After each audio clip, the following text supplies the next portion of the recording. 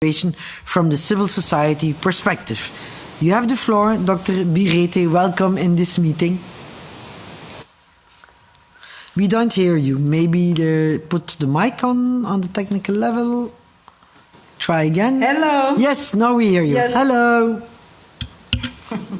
Thank you so much, and I wish to add my voice to that of Honorable Robert Kyagulanyi to thank you for the interest you're showing in the plight of Ugandans under a context of declining democracy.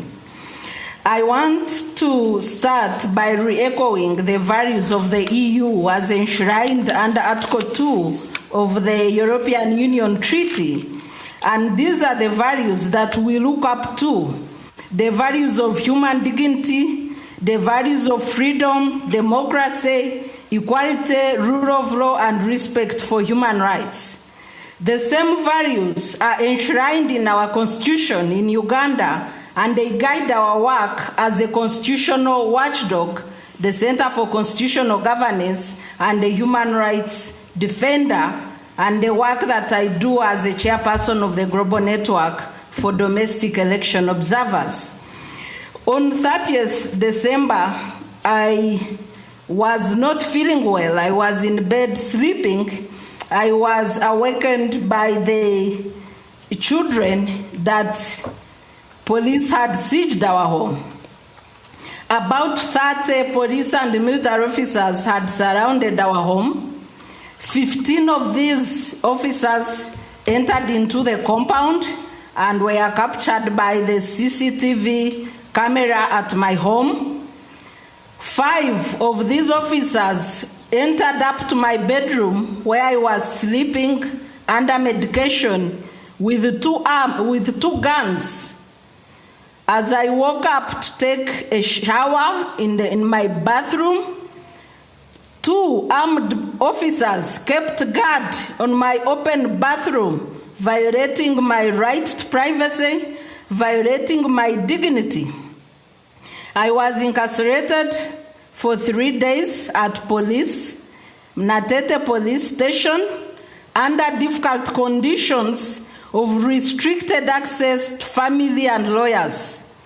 My child, I was allowed my son and my niece to bring me meals, but they would be held for more than 3 hours before serving me a simple meal, yet I was undergoing heavy medication in incarceration. I was denied legal representation. My lawyers only met me a few hours on 1st of January, a few hours to interrogation. During interrogation, I had 4 lawyers present at the police station. I was denied legal representation. I was alone. And 1 lawyer was told to sit outside and he will be invited by the police if needed. Yet Article 23 of the Constitution provides that any person suspected of having committed a crime is entitled to legal representation, access to family, lawyers, and doctors. I was denied. All my visitors were chased away. I was held 2 days without knowing the offense I had committed.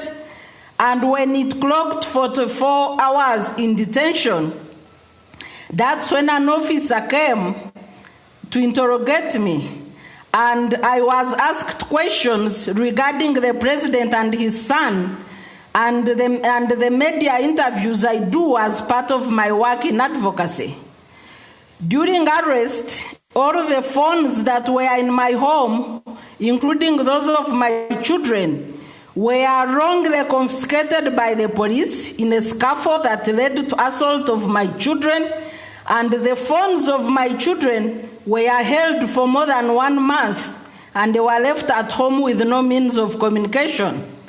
My phone is still in police custody, and I have started experiencing digital impersonation. My handle on TikTok, my personal handle, has been brought down by hackers, yet it's registered in the phone that is with police. 3 different accounts have been opened in my names using my biodata and my place of work, and they post offensive communication using deep fakes. The communication is related to what I was interrogated about. 2 of these accounts were opened when I was in detention in prison. And with my phone in the hands of police and with digital impersonation, I don't know what else they are doing regarding my personal data and communication. Towards elections, I was profiled as a highly dangerous person because of the work that I do as a chairperson of the GENDEM, chairperson of the Eastern Horn of Africa Election Observers Network, vice chairperson of the Africa Elections Observer Network, and president of the East Africa Civil Society Forum. The security thinks that this work that I do in the region, on the continent, and at the global level is dangerous, and it warrants me being treated as a terrorist because of promoting democracy and human rights.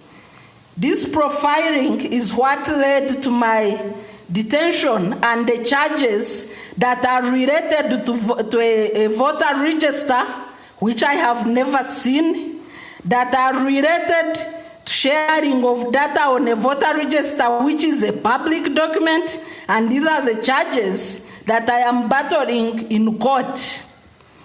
When you look at the work, the characterization of my work, during travels at the airport, some random security officers would ask me what I do and why I travel so much. And the work was characterized as recruiting for opposition, as fundraising for opposition in security files. This is how I became a target of regime harassment. The unwritten offenses by the military and the security agencies in Uganda is that if you are a promoter of democracy and human rights, then you are a dangerous person to the government of Uganda. Our constitutional watchdog, the organization that I head locally, capitalizes on demanding for accountable leadership in line with the Constitution of Uganda. But calling out to the regime to account on human rights violations on several media platforms is what rendered me to be branded as a criminal in Uganda. The siege under my home, which lasted for more than 2 hours, surrounding the whole neighborhood, took away, violated our privacy, led to assault of my children, led to the detention of their phones, and depriving them of a right to communicate or study, including those that were engaged in online studies. I will now embark on the plight of civil society organizations in Uganda. The suspension of work permits for organizations that work on governance, human rights, and elections violates the NGO Act of Uganda, violates the NGO Amendment Act of 2024, because the definition of the NGO Bureau in Section 16 means the board members of the Bureau. These board members do not exist after rationalization. The secretary who signed forms purporting to be holding out as the Bureau is impersonating the Bureau and has no such mandate. And the suspended NGOs were not given a right to be heard, which is a right provided for in the NGO Act. And the indefinite suspension of permits is in effect closure of NGOs without due process.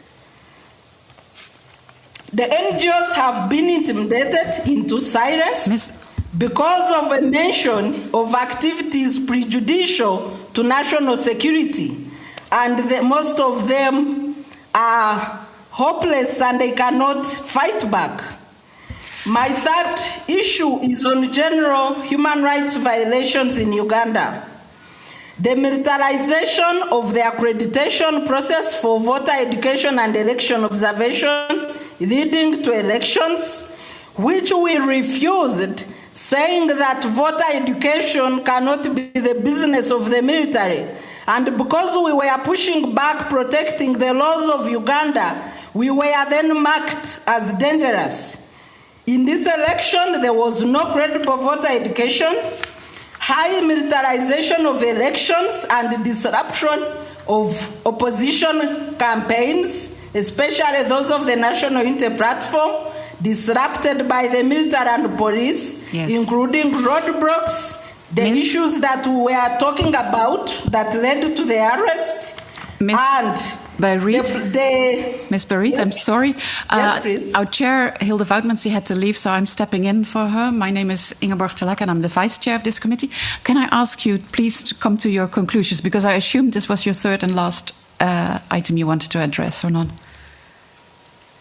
Yes, please. I will mention the state of judiciary and rule of law as I go towards the conclusion. Thank you. We have the weak judiciary in place with questionable legitimacy because the Bar Association of Uganda has been locked out of the Judicial Service Commission, and the ongoing appointments, including that of the Chief Justice and Principal Judge, have questionable legitimacy because of lack of quorum at the Judicial Service Commission. There is also abuse of the presumption of innocence by the courts of Uganda, and anybody suspected of committing a crime is treated as if they have already been convicted, and this is a violation of Article 28 of the Constitution. As I conclude, I want to re-echo the diplomatic relations between the EU member states and citizens of Uganda. There is remarkable silence from your representatives in Uganda, and we understand the diplomatic relations to be relations between member states while promoting the pride and welfare of citizens. There is silence on violation of human rights in Uganda. There is silence on the re-echoing of EU values that are enshrined under Article 2 of the treaty, and through you, I want to request that the people of Uganda should not be pushed to lose confidence in your representatives in our capitals by neglecting the rule of law and rights of the people. I thank you so much. Asante sana, Mrs. Bireete, and your message is very well heard on this side. It's very well heard by the Parliament, and thank you so much for your intervention. And I think you really paved the way for our next speaker to also say something about the diplomatic relationships we hold as Europe with Uganda. So I want to give the floor to Mr.